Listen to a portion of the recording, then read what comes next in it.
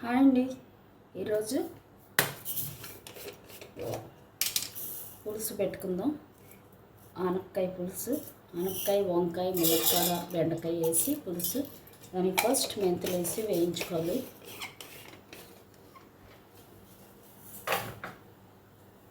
దీనికి first fenugreek seeds వేసి వేయించుకోవాలి.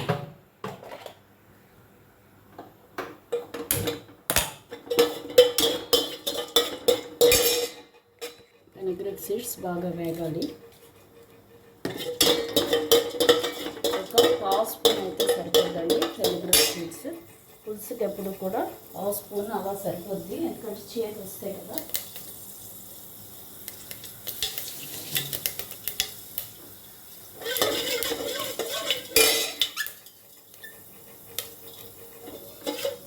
తర్వాత ఆవాలు ఒక స్పూన్ వేసుకోవచ్చు. ఆవాలు ఒక స్పూన్ ఉండాలి.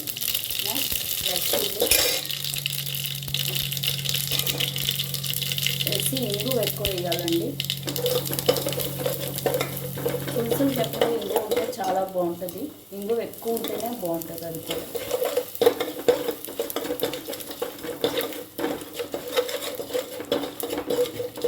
మన స్టీల్లో పోపు ఎప్పుడు వేసినా సరే తొందరగా మాడిపోద్ది. కాబట్టి మధ్యన ఒకసారి స్టవ్ ఆఫ్ చేసి మళ్ళీ ఆన్ చేస్తే సరిపోద్ది.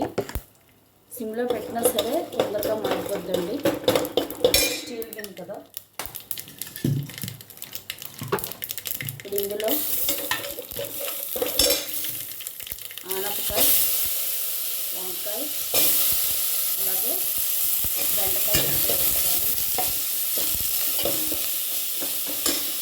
బెండకాయ డ్రమ్ స్టిక్స్, అలాగే లేడీస్ ఫింగర్ వేసి వేయించుకోవాలి.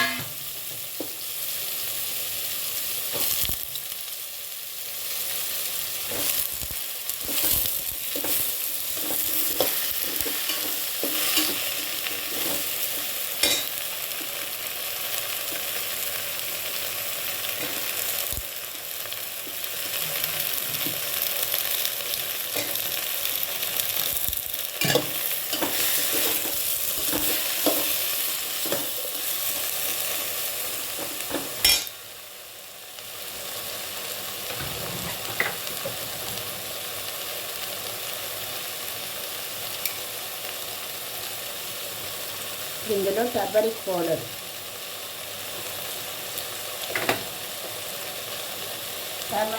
మన ఇష్టం అండి, మన కలర్ని బట్టి. అలాగే సాల్ట్, సరిపడా సాల్ట్ వేసుకోవాలి.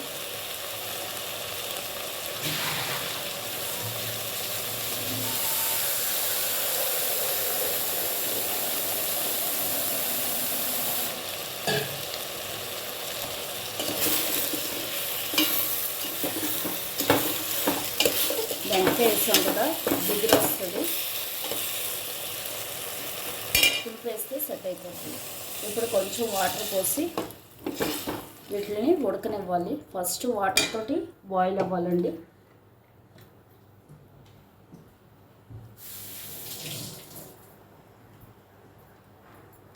అలాగే గ్రీన్ చిల్లీ కట్ చేసి వేసుకోవాలి.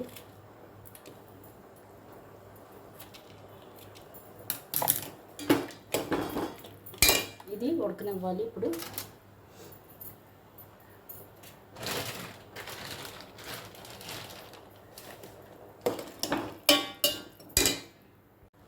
ఇందులో కొంచెం కారం కూడా వేసుకోవాలి.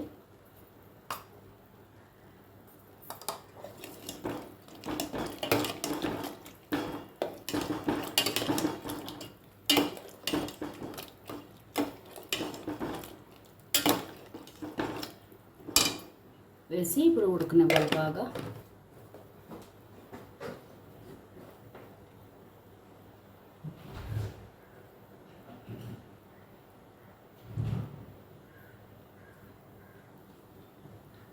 ఇలా పులుసులకు ఎప్పుడు కూడా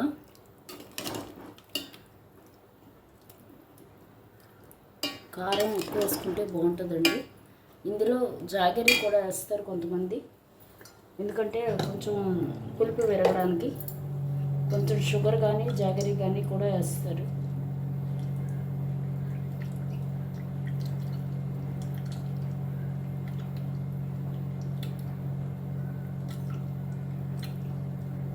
ఈలోపు టామరెండు ఒక నిమ్మకాయ లెమన్ సైజ్ సోక్ చేసుకుని దాన్ని ఇలా పల్ప్ తీసి పెట్టేసుకోవాలి. చూసారు కదా, ఇలా పల్ప్ తీసి పెట్టుకోవాలి. ఎప్పుడు కూడా సొరకాయ ఉడికేటప్పుడు మనం పులుపు వేస్తే సొరకాయ ఉడకదండి. కాబట్టి అది ఉడికాక అప్పుడు మనం టామరెండ్ జ్యూస్ వేసుకోవాలి బాయిల్ అయ్యాక.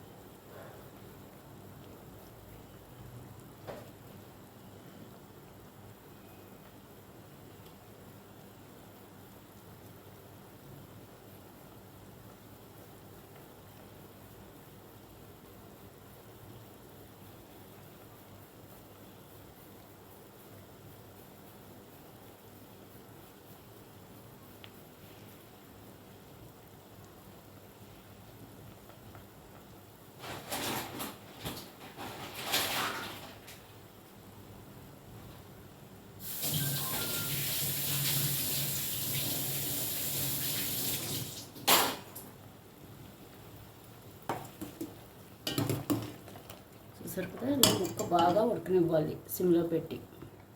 ఇప్పుడు కొంచెం ఉప్పు కూడా వేసుకుందాం. మనం ఇందాక కొంచెం తక్కువ వేసాం, ఉప్పు కూడా వేసేసుకుందాం.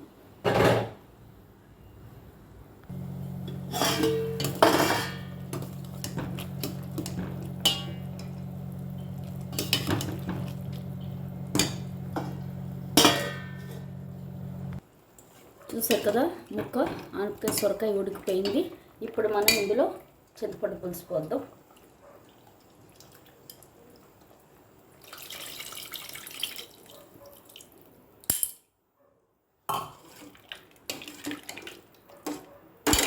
ఇంకోటండి, ఈ పులుసులకి వాటికి మరీ ఎక్కువ నూనె వేస్తారు. అలా కాకుండా ఇలా కొంచెం పోపుకి సరిపడా వేస్తే సరిపోద్ది. ఎక్కువ నూనె వేస్తే పైకి తేలుతుంది, మనకి చేతికి కూడా జిడ్డుగా తేలుతుంది. కొంచెం అలా ఉంటే చాలు. ఇది మళ్ళీ మనం ఉడకనిద్దాం బాగా.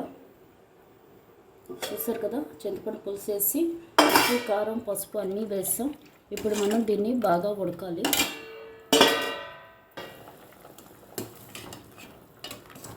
చూసారు కదా, పులుసు ఆల్మోస్ట్ ఉడికింది. ఇప్పుడు దీంట్లో మనం ఏం చేయాలంటే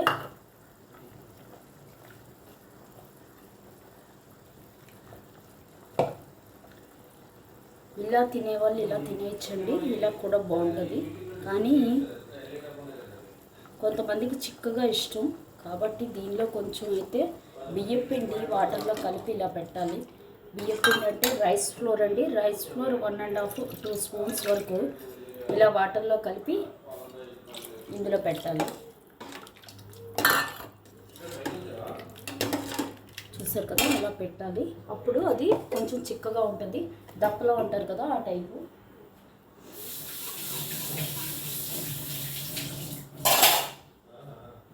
ఇందులో ఇష్టమైన వాళ్ళు కొంచెం సాంబార్ పౌడర్ ఒకటి కూడా వేసుకుంటారండి. నేనైతే సాంబార్ పౌడర్ వేయలేదు. ఉప్పు కారం వేసి ఇలా పెట్టుకుని కొంచెం చిక్కబడే వరకు ఉడికించాలి బాగా.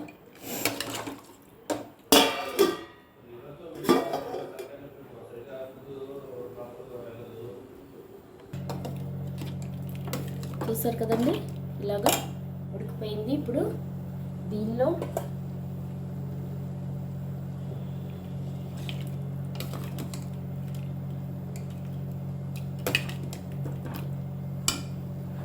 ఈ ముక్కలు ఒట్టిపప్పు కలుపుకొని నెయ్యి వేసుకొని ఈ ముక్కలు నంచుకొని తింటే చాలా బాగుంటుందండి, సూపర్ ఉంటుంది. అలాగే పెరుగన్నం మజ్జిగన్నంలో కూడా ఈ ముక్కలు నంచుకొని తింటే చాలా బాగుంటుంది పులుసులు అవి.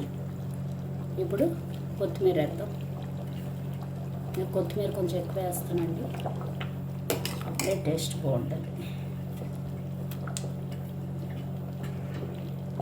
చూసారు కదా, ఇలా కొత్తిమీర వేసేసి ఇంకొడుకునే బక్కలైతే ఒకసారి కలిపేసి ఆఫ్ చేసేయడమే. పులుసు రెడీ. చూసారు కదా,